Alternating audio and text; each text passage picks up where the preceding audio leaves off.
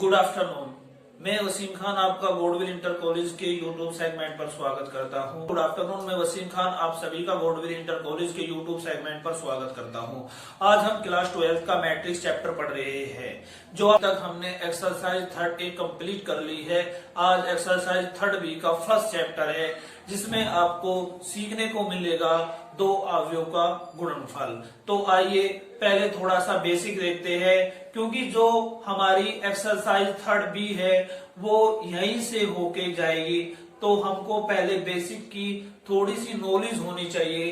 तो आइए देखते हैं बेसिक क्या है।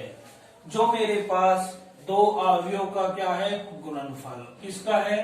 दो अवयव का। इंग्लिश में बोले तो मैट्रिक्स। मैं इंग्लिश में कुछ चीजें इसलिए बोलता हूं जिससे क्या हो, मुझे है ना चीजें एक्सप्लेन हो जाए, क्योंकि मेरी हिंदी थोड़ी सी वीक है, इसलिए मैं थोड़ा इंग्लिश में बोल लेता हूं। जैसे मेरे पास बात हुई किसकी? अवयव के गुणनफल की। आपको बता दूं, जब भी हम मैथ में गुणनफल की बात होती है तो आपको पता होगा हमेशा दो की बात होगी। क्यों? क्योंकि आपको पता है गुणनफल हमेशा दो का होता है, सिंगल का गुणनफल नहीं होता। तो यहाँ भी अवयव दो की बात होगी। जैसे मैंने मान लिया कि मेरे पास एक अवयव एक है और एक मेरे पास अवयव बी है। आपको मैंने पहली क्लास में बताया था, जब भी हम मैट्रिक्स पढ़ रहे होंगे तो वहां पर कैपिटल लेटर्स की बात हो रही होगी। तो यहाँ पर भी क्या है? Capital letters. तो ये मेरे पास एक अवयव है और ये मेरे पास दूसरा अवयव है। और आपको पता होगा, जब भी दो अवयव आपस में लिखे होंगे तो वहां पर इस टाइप का सिंबल शो नहीं होगा। हमको ऑटोमेटिक माइंड में क्लिक होना चाहिए कि ये दो अवयव का मल्टीपल है। तो अब हम ये देखते हैं दो अवयव का मल्टीपल कैसे होगा। आपको मैं बता दूं, जो मेरे पास ये मेरे पास फर्स्ट अवयव है और ये मेरे पास सेकंड अवयव है। क्या है? ये मेरे पास फर्स्ट है और ये मेरे पास सेकंड है। अब मुझे इनका मल्टीपल करना है। आपको एक बात पता होगा, जब भी हम अवयव की बात करते हैं तो उसकी कोटि या बोले तो क्रम की बात कंप्लीट होगी। जैसे मैंने यहाँ पर मान लिया ये मेरे पास एक अवयव है और मैंने इसको नाम दे दिया ए, इसको नाम दे दिया बी, और इसको नाम दे दिया सी, और इसको नाम दे दिया डी। और आपको पता है, जब भी हम कोटि या क्रम लिखते हैं तो क्या होता है? ऐसे ऐसे ऐसे ऐसे। तो क्या हुआ? दो मल्टीपल दो। ये मेरे पास 2 इंटू 2 का अवयव है। एक मैंने मान लिया बी और इसे नाम दे दिया मैंने जी, इसे नाम दे दिया मैंने एफ, और इसे नाम दे दिया मैंने एम, और इसे नाम दे दिया मैंने बी, इसे नाम दे दिया मैंने छोटा एफ, और इसे नाम दे दिया मैंने सी। अब ये मेरे पास एक मैट्रिक्स हो गया दो मल्टीपल 3 का। अब मुझे इन दो मैट्रिक्स की क्या करनी है? मल्टीपल करनी है। ए की और बोले तो बी की मुझे मल्टीपल करनी है। आपको बता दूं, जब भी ए बी की मल्टीपल होगी तो क्या होगा? जो मेरे पास ये क्या है? रो, और ये मेरे पास क्या है? कॉलम। हिंदी में बोले तो इसको हम नाम देते हैं पंक्ति। क्या नाम देते हैं? पंक्ति। और इसको नाम देते हैं हम स्तंभ। आपकी सुविधा के अनुसार लिखा है। और इसको भी हम क्या नाम देते हैं? पंक्ति। और इसको नाम देते हैं हम बोले तो स्तंभ है। और आपको मैं नॉलेज के लिए बता दूं, जब भी दो अवयव का मल्टीपल होगा तो हमेशा जो मेरे पास फर्स्ट ए है, पहले मेरे पास कौन सा अवयव है? ए। तो अवयव ए के स्तंभों की संख्या क्या होगा? स्तंभों की संख्या। और अब मेरे पास क्या आया? अवयव बी। क्या आया? अवयव बी। बी के पंक्तियों की संख्या। किसकी बात होगी? बी की पंक्तियों की संख्या की। किसकी होगी? बी की पंक्तियों की संख्या। सेकंड बोले तो इसको मैं नाम सेकंड दे सकता हूं और इसको नाम मैंने फर्स्ट ऊपर दिया हुआ है। तो सेकंड पंक्तियों की संख्या, सेकंड पंक्तियों की संख्या। और आपको पता है यहां पर मैंने बराबर लिखा है। तो मैं आपको एक बार और रिपीट कर रहा हूं। जैसे मेरे पास ये दो मैट्रिक्स है, एक ए है और एक बी है। जो मेरे पास पहला मैट्रिक्स होगा उस मैट्रिक्स की स्तंभों की संख्या बोले तो ये बाद वाली, संख्या क्या होनी चाहिए, जो मेरे पास सेकंड मैट्रिक्स होगा। सेकंड मैट्रिक्स का मतलब है जो मल्टीपल के तुरंत आएगा, उसमें पंक्तियों की संख्या क्या होनी चाहिए, इक्वल होनी चाहिए। अगर इक्वल है तो हम दो मैट्रिक्स की मल्टीपल कर सकते हैं, अगर वे इक्वल नहीं है तो हम उनके मैट्रिक्स की मल्टीपल नहीं कर सकते। जैसे मेरे पास ये ए था और ये मेरे पास बी था, यहाँ पर क्या है, स्तंभों की संख्या कितनी है, 2, और यहाँ पर मेरे पास पंक्तियों की संख्या कितनी है, 2, तो 2 इक्वल टू 2। तो इस मैट्रिक्स की हम मल्टीपल कर सकते हैं। एक बात और देखनी, जो मेरे पास रिजल्ट वाला मैट्रिक्स आएगा, क्या क्या आएगा, रिजल्ट वाला मैट्रिक्स, मैं वो बता दूं वो कौन सी कोटि और कौन से क्रम का होगा। जो मेरे पास बच गया, और मेरे पास क्या बच गया, 2, और मेरे पास 3 बच गया। क्या बच गया, 2 मल्टीपल 3, वो मेरे पास क्या होगा, 2 मल्टीपल 3 की कोटि या क्रम का होगा। अब क्या हुआ, यूपी बोर्ड ने, अब क्या हुआ, यूपी बोर्ड ने 2018 के कंपार्टमेंट, जिसको बोलते हैं कंपार्टमेंट में, यहीं से क्वेश्चन पूछा। क्या पूछा कि मेरे पास दो मैट्रिक्स है ए और बी, उनका क्या है, गुणनफल इक्वल है। क्या है, उन दोनों का मैट्रिक्स का गुणनफल इक्वल है, तो आप ये बताइए उसमें अवयव कितने हो गए। तो क्या हुआ, उन्होंने यहाँ पर भी एक मैट्रिक्स दे दिया, मुझे डीपली याद नहीं है, यहाँ भी एक मैट्रिक्स दे दिया और यहाँ पर भी एक मैट्रिक्स दे दिया, उसमें 4 ऑप्शन दे दिए। तो क्या हुआ, जैसे उसकी स्तंभों की संख्या पंक्तियों की संख्या की वो थी इक्वल, तो जो चीज मेरे पास बच गई मैंने उसकी उसमें मल्टीपल कर दी। और आपको पता है यहां से मेरे पास टोटल अवयव की संख्या कितनी हो गई थी, 6, तो आपको उसको आंसर देना था 6। अभी क्या हुआ, लास्ट रिसेंटली क्या हुआ, एनसीईआरटी की बात कर रहा हूं क्योंकि अब एनसीईआरटी एग्जाम ले रहा है। एनसीईआरटी, अब एनसीईआरटी की बात कर रहा हूं। एनसीईआरटी ने 2016 में मैंने एग्जाम में क्या पूछा, ये पूछा, ये बताओ हम दो मैट्रिक्स की मल्टीपल कब कर सकते हैं। उसमें 4 ऑप्शन थे। एक ऑप्शन था स्तंभों की संख्या बराबर पंक्तियों की संख्या, तो आपको याद रखना है जैसे फर्स्ट स्तंभों की संख्या, सेकंड पंक्तियों की संख्या, और यहाँ पर सेकंड अवयव था और यहाँ पर फर्स्ट अवयव था। वहां पर 2 ऑप्शन थे। पहला ऑप्शन ये था स्तंभों की संख्या बराबर पंक्तियों की संख्या, लेकिन जो मेरे पास सेकंड ऑप्शन था वहां पर था फर्स्ट अवयव के स्तंभों की संख्या, सेकंड पंक्तियों की संख्या। तो हमें याद रखना, हमें पहले वाला ऑप्शन न लगाकर जिसमें फर्स्ट और सेकंड होगा वो टिक करना था। तो आपको ये बातें आपको टॉप बना देगी। क्यों, क्योंकि आपको पता है एक एक नंबर से आप 100 बाय 100 लेकर आओगे। तो इस चीजों को अगर आपको समझ में नहीं आई तो वीडियो को दोबारा देखें। अगर जब आइए प्यारे बच्चों, अब हम देखते हैं आज का पहला सवाल। जो आज का पहला सवाल है वो कुछ ऐसे है, यदि ए एक अवयव है, जो कि मेरे पास ए अवयव के अवयव कुछ इस तरह से दिए हुए हैं, मेरे पास दूसरा अवयव है उसके कुछ अवयव दिए हुए हैं, और ये पूछा A multiple B, A B and B A find out करना है।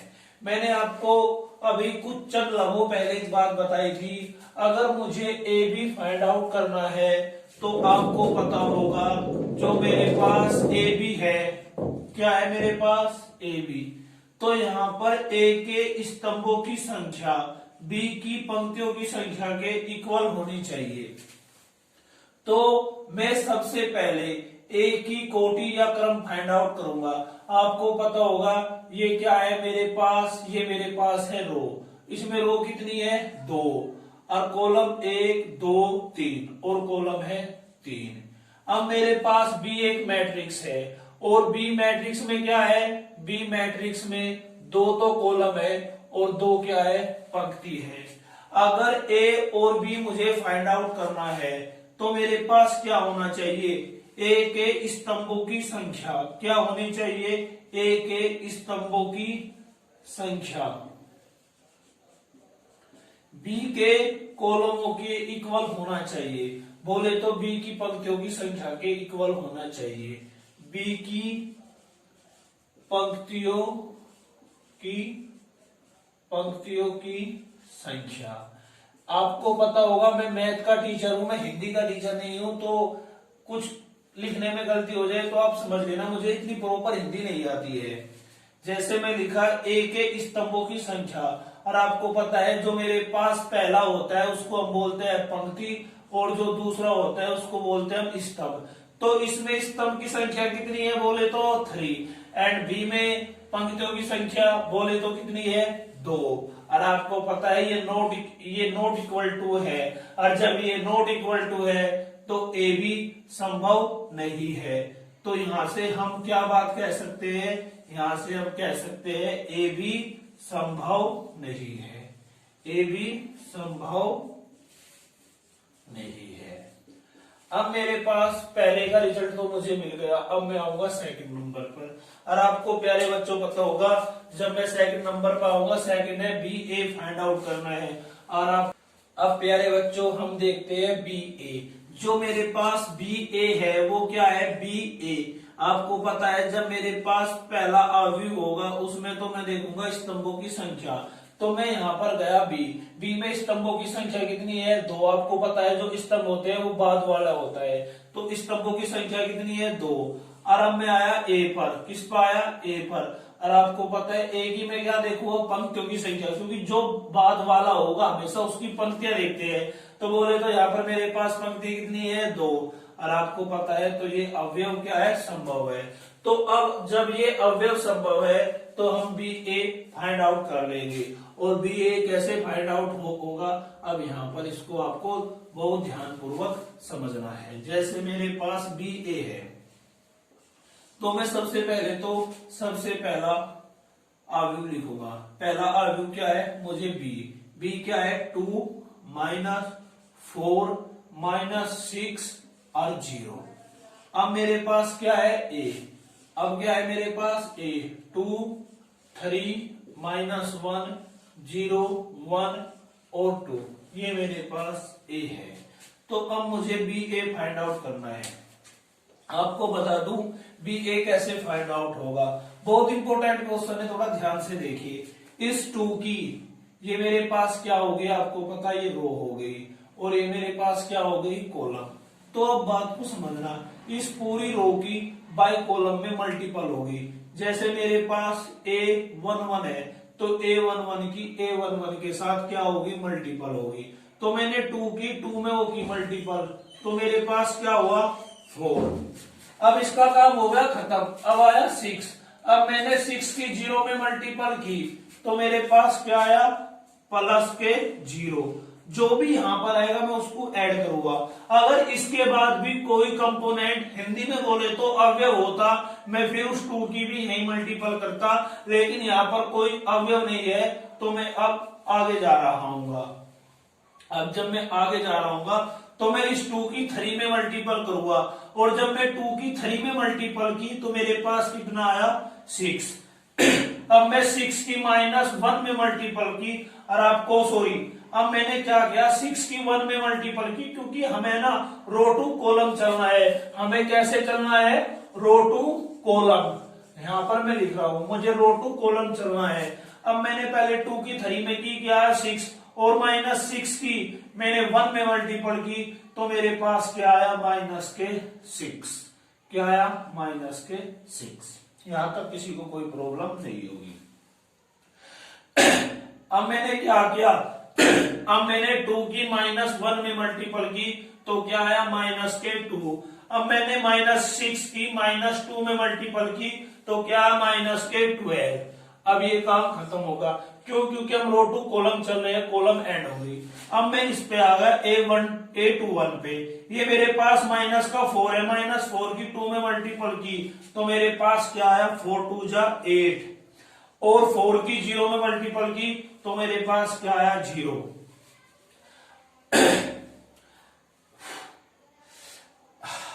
अब मेरे पास क्या है, अब मेरे पास है 4। अब मैंने 4 की 3 में मल्टीपल की, कितना है -12। अब मेरे पास आ गया 0, 0 की 1 में मल्टीपल करी तो क्या आया 0।